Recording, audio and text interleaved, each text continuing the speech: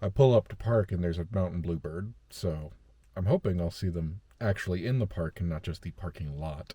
Um, Good morning. We are out today, back at the park that we have been to last week. We were kind of rained out.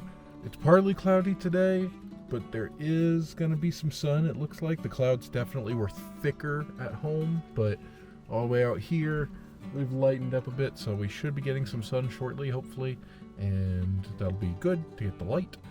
We are trying something for the first time, kind of. I talked about a little bit in the last one. I ordered some stuff to fix my video setup with the Sony camera and the Sony lens. I got a rail system so I could put things on the rods. Magpie. And then I spent some time mounting everything to it and trying to find ways that would fit the battery, the recorder, the mic. I managed to move the GoPro to the front of it. You'll see, I should have taken some images or something. It's in the back. I need a bag for it now. Now it's a big thing. But I think it works and it balances. And more importantly, a new video tripod that is much, much better quality than those cheap ones I was using before. Still pretty light, which is what I wanted for being able to be more mobile. I have big, heavy tripod, but that's for the big, heavy camera as well. So anyway, I'm excited to get out there and practice with it today and try it out and see how it works. It seemed to work pretty good at home when I was balancing everything and getting everything on there, and I do enjoy that part of it with kitting out, I guess, might be the word. Building the setup. Anyway, we're gonna go see what we can see today. So I gotta get all set up before the sun actually starts peeking out and get out there.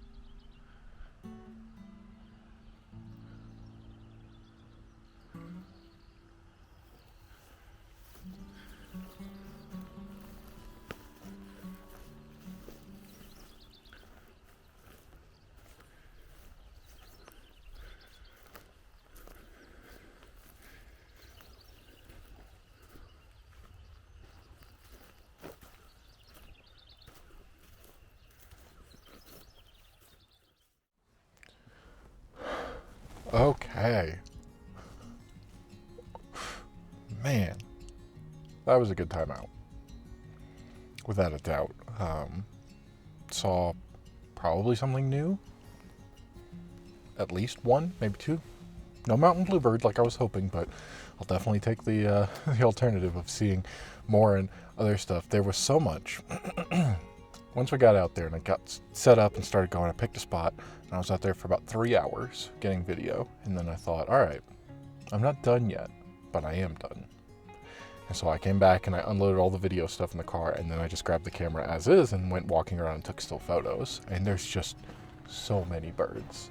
Swallows, robins, little brown ones that I don't know yet, tiny little things, smaller than the hummingbirds that I've seen. And the hummingbirds are tiny this time of year.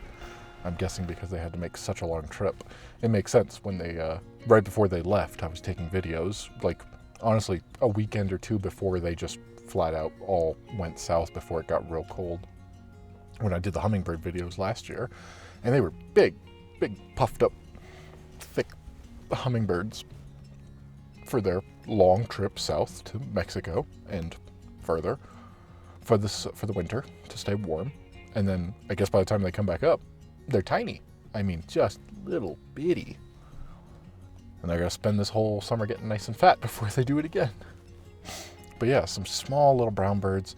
Definitely something that it seems almost familiar, but I'm not 100%. It's like orange underneath and black on top with a white stripe on the wing. And I feel like I've seen that before, but the problem is that I don't know if I've seen that before in a bird book or I've seen that before in real life.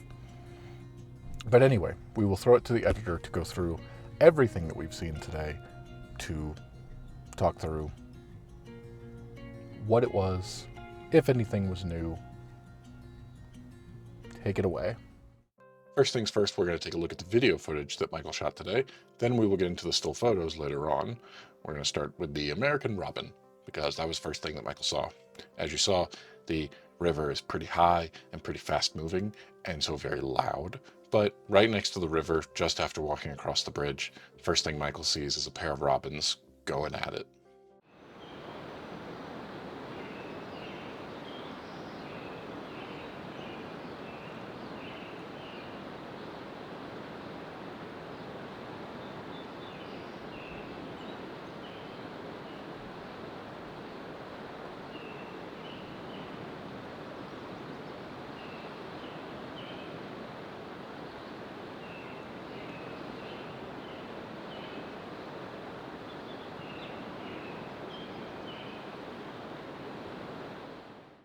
Then a little more robin, but this time the autofocus was trying to get the branches in front of the robin, which required some manual focusing, and then the camera goes, no, no, no, I'm set to autofocus. I will focus here.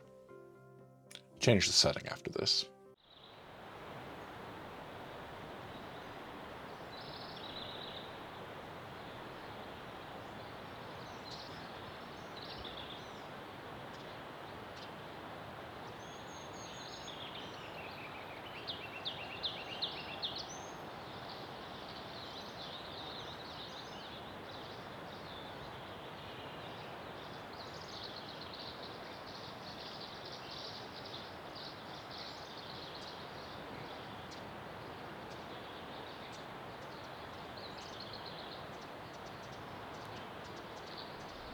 The one that Michael was so thrilled about is the most exciting part of the day for sure. It's what we've got coming up next. An Oriole, which, if you haven't guessed by now, with the color schemes that typically get used throughout this entire channel, orange is particularly a favorite. So Oriole, definitely really cool. This one in particular seems to be Bullock's Oriole, and I was able to identify that because it looks like it. And it's the only one that is in this western half of the United States and has a black line that runs all the way around from its eye to the back of its head. You'll see it when we get closer. We got a couple clips where we just briefly see it, then we see it a little bit longer, where it's doing an interesting thing, and then we have it where it's actually up, way up in the treetops, and you get to hear its song very clearly, even though it's kind of behind some of the foliage.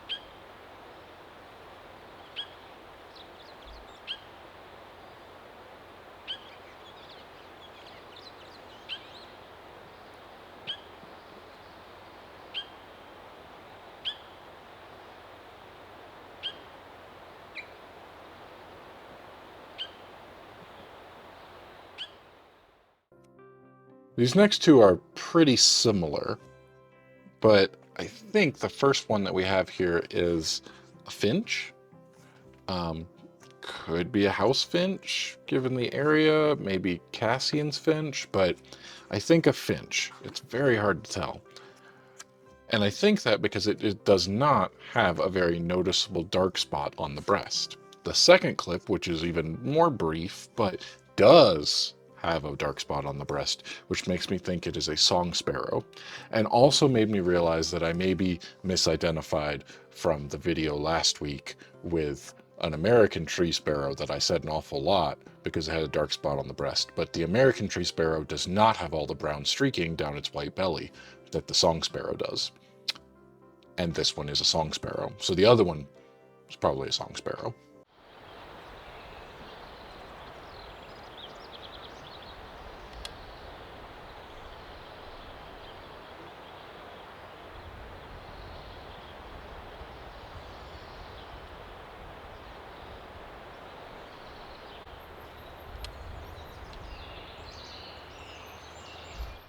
Got another one we're not entirely sure about. It's a wren of some kind for sure, and it's not a Carolina wren, which is the only other wren that Michael has ever seen many years ago back in Georgia. Maybe it's Pacific wren, maybe it's just house wren that's all over the US. Not entirely sure. It's got a dark breast spot, which is apparently what we're keyed in on looking for, but that doesn't match anything in the book, so I did also notice, and that's why I'm kind of leaning more towards house wren, the bill has got more than, it's not just black, it's got color to it, so maybe here's a house wren. Maybe.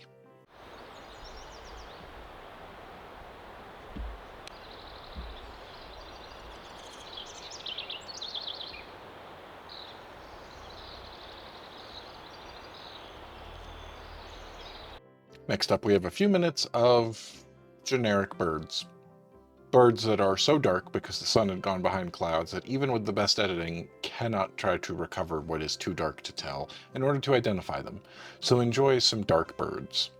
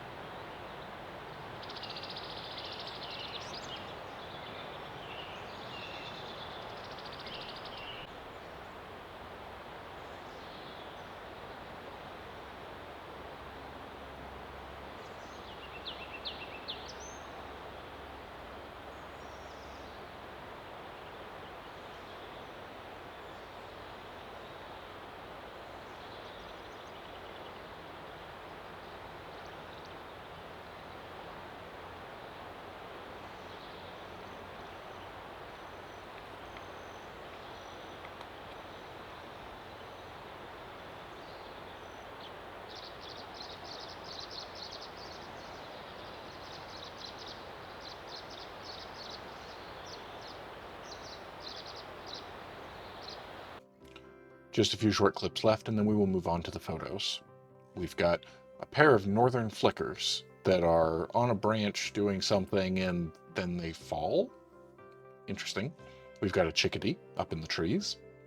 And then right towards the end, with the sun being out, but unfortunately flew down and around and behind some bushes and trees to the point where you almost can't see it, but we did the best that Michael could on focusing beyond, and you can still kind of make it out. A downy woodpecker.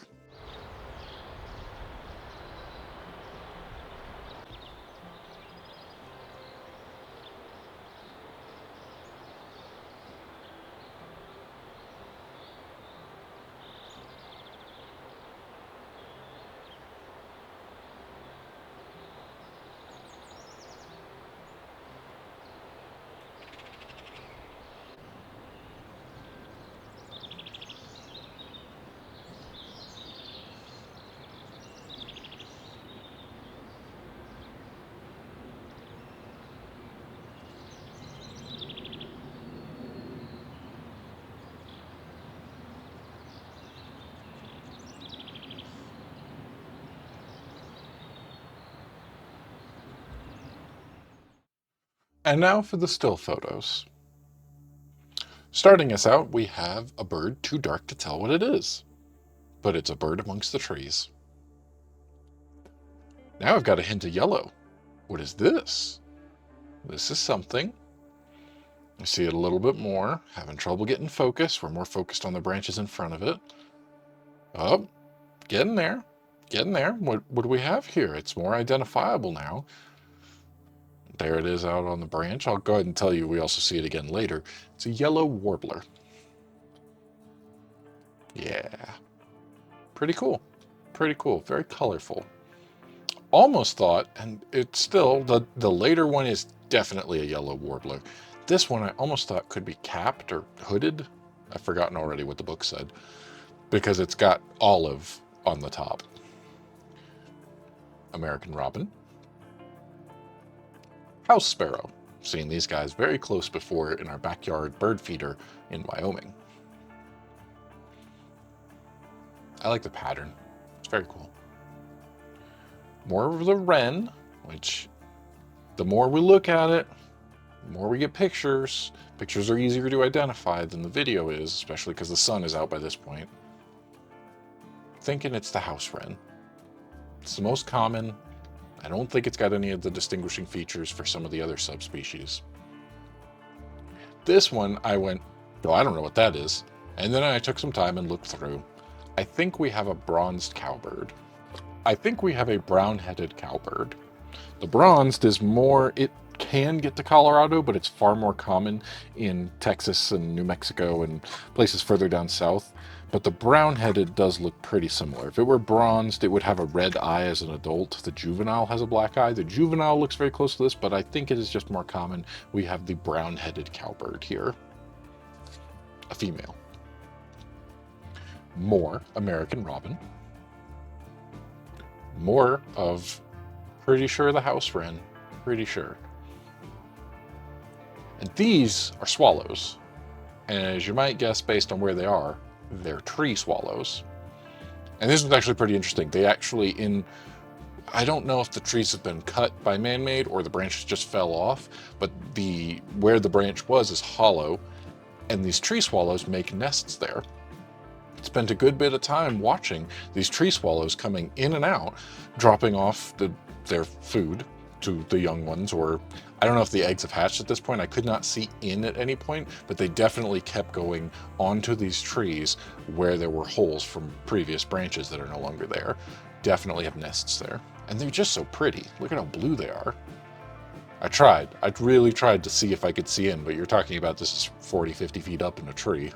Just zoomed in as best I could. Did manage to catch one in flight, which was interesting. I switched the camera over to tracking instead of single point focus, so that if there's movement when you're pressing the focus button, it'll quick snap to that. So I did manage to snap one okay photo of a swallow in flight. They are incredibly fast. Robin. Swallow. Sparrow, I think. A little hard to tell. Pretty sure it's a sparrow. More of the wren, very close. Really think it's a house wren. I mean, it could be multiple over this. This is a big place with lots of birds, but I think we've got a house wren here. Look at it doing a little blink. Here's the yellow warbler for sure.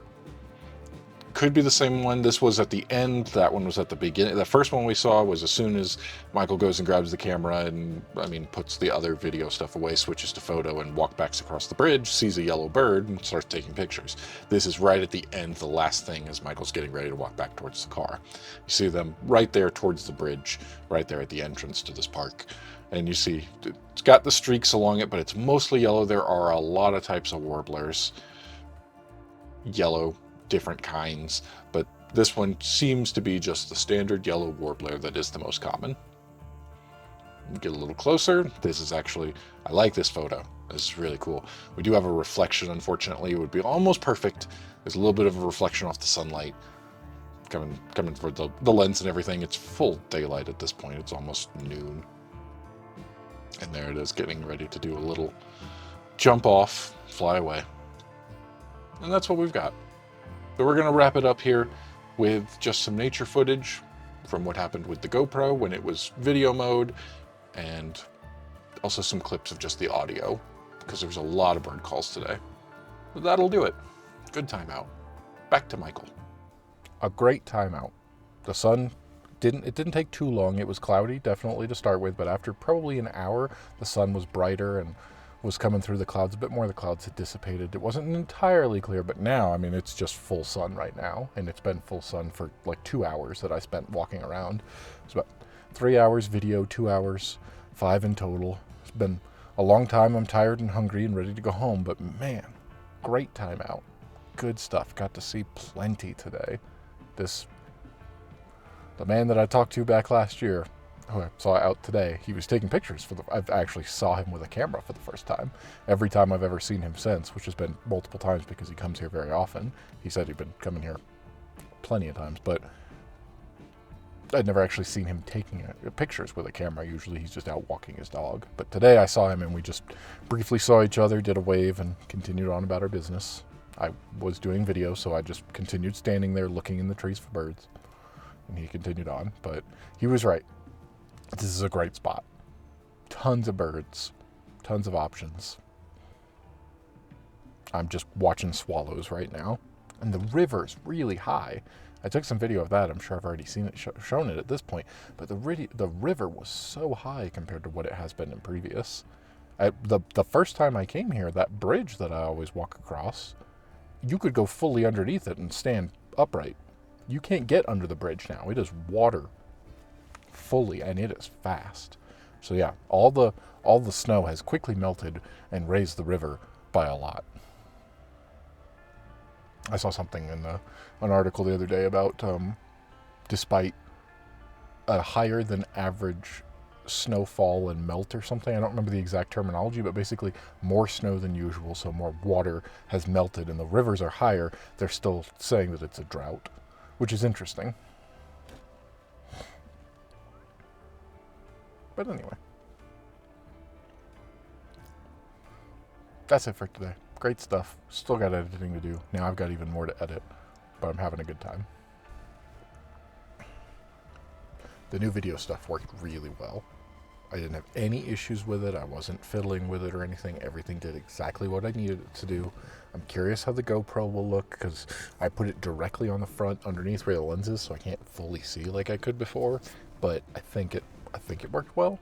I'll see how that, there was nothing that was really close enough for me to be like, oh, turn it on because of this. So I mostly did it for having something for audio and to just generally get footage for this to show the landscape of what I'm seeing.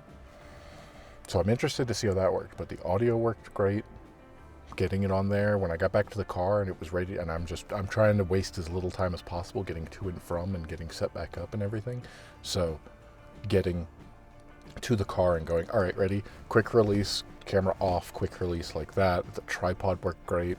Why do all these big video tripods? This is the first one of, I think I own 4 now. I'm gonna do a whole thing.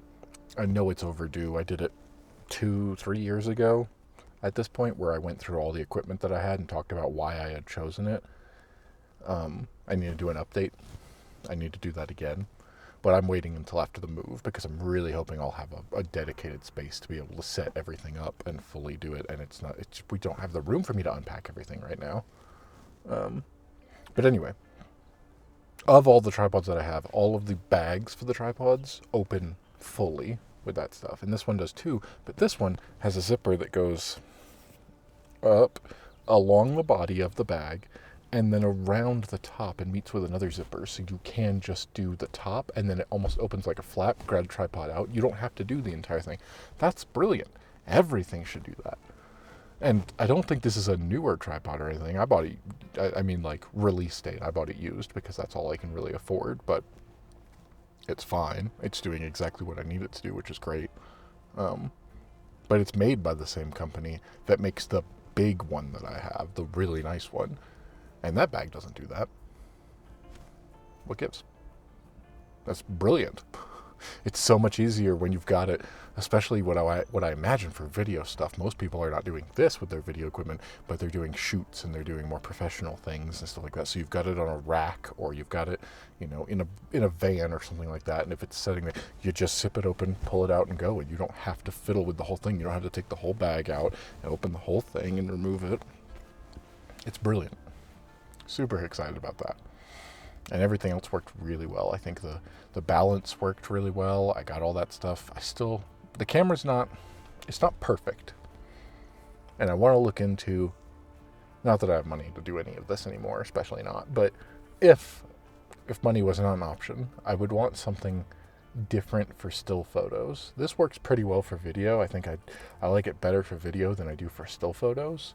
I just wind up having too many issues with the settings that I'm trying to like switch, and it's just not doing it. The autofocus isn't quite there. It's not bad though. I kind of miss Canon doing everything with Sony. And what I really would like to try, because they don't make, if they do, it's all too expensive anyway. But I like the Canon lenses that I have, especially the big 300mm one. I'd like to use that, but without the adapter issues that exist. I'd like to just use that with a Canon body, because I kind of like the way that Canon did it. I really do. The only reason I don't use that, I want to carry multiple cameras. I want everything. I want to be able to have the full frame sensor instead of my phone if I'm out for like just a quick grab from the pocket, take a picture of the scenery and then put it away. So like a point and shoot kind of thing, but I want it to have the full ability to do the manual stuff that I use and be able to fully control it, but also have fantastic lens and quality, and that doesn't really exist. But then I also want to be able to do video and carry a still photo camera to be able to grab it at the same time. Like, in reality, that's just not going to happen, but it would be cool. And the only reason I've just got tired of the results that I was getting with the other Canon that I was using for still photos, the 7D Mark II. It was a huge improvement over the first one, and it's still like the best kind of wildlife, more specific. It's basically wildlife and sports is how they market that, because you get really fast shutter frame rate, I guess. I forget what it's called for still photos. I haven't done still photos in a long time. But you get something like that, so you can do like 10 pictures a second. And that's a lot. And I don't think I've seen anything else that's that fast. And it would be great if they did that. They took that ability and just put it in a nice big full frame sensor with all the new tweaks and added, I'd have to look and see. I have not looked into Canon's mirrorless cameras very much because they are expensive, and then I'd have to get an adapter, and I'm not keen on adapters. It's just another thing in between where the lens is and where that. So I'd like to try it.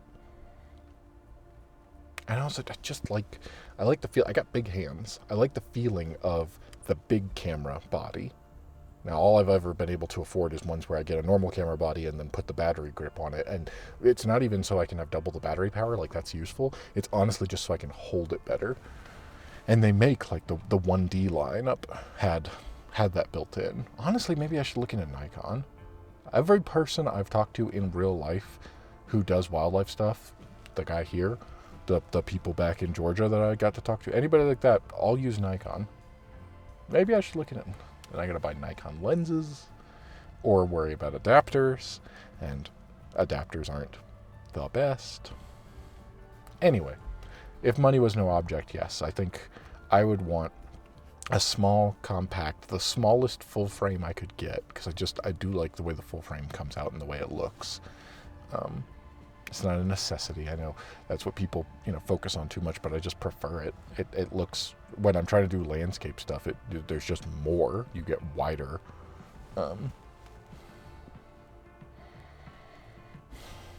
Wider is not the right word, but anyway. Goose. Anyway, that would be ideal. The most ideal situation would be kind of a point and shoot, but with amazing quality. I don't want to compromise on the quality, and my phone is a huge compromise, so maybe there's in between for that. And then just a big old lens with a camera that's got a much more update. I mean, the 7D is probably 15 years old? I don't know exactly how old it was. I did an interesting thing. This is more almost getting into the personal side of it, so we're going to wrap it up real soon, because that's a different type of vlog. It's not specifically wildlife, but for this stuff, I did an interesting thing during the week where I had the thought about the financial side of all of this. How much have I spent? And I did something that I've never done before, and I can't really recommend it because it's a little depressing. I went through every online order, everything I've been doing over the last, I think it's been 5 years since I started buying more camera stuff specifically for this, and even longer. It's been almost 10 years. 2014, I've talked about this before, but 2014 was when I first bought a camera. And I bought it to make videos with a friend of mine, and we started doing YouTube videos and recording and doing things like that. And so I bought microphones along with it, and then I got mixers so that I could control the audio. And so that's where I start this process of everything. Starting that, I mostly bought everything online. There's a few here or there that I was able to buy in person and stuff, but for the most part, everything was online, which means that I can easily go back and pull all of it and put everything there, every purchase, into a spreadsheet. And all of the prices that I paid, and then total everything up. And since the beginning of 2014, I have spent to date, after this newest round of video stuff, $73,000 on recording equipment in general. Or that also includes editing. So all of my computer stuff, building out my editing computer, and then the upgrades that I did to it recently. That includes the laptop that I got specifically so I could do photo edits on the go, when I thought I was going more into that, which now it's just kind of a general laptop. It's still in use. I use it for when I'm recording at home. It includes the clothing that I'm wearing, because I literally bought this specific, anything that I could justify as majority, I got this when I'm to go outside and look for wildlife, or for outside looking for wildlife, or recording at home in some way. SD cards, everything from the biggest camera and lens down to the smallest screw adapter. Everything was calculated. I'd never done that before. I had calculated all of the big purchases as a way of looking at resale value, just in case I ever get into a pinch, because obviously I went into debt doing a lot of this. Not all of it, thankfully, and I haven't done any of that since every single purchase I've made since fall of 2021. We're coming up on 2 full years of not putting a penny further into debt and still being able to get stuff, which has been something I'd never imagined would happen. But anyway, I did a full accounting of it, and I saw that number and went, that can't be right. And then I double-checked all the math and made sure the formulas were right in the spreadsheet and went, oh, cool.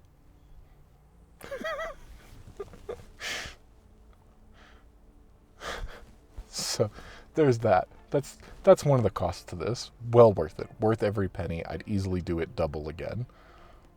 I'd go 2-3 times that amount if I had the ability. I am spending now. It's more within my means. Before it was beyond my means, but never regret any of it.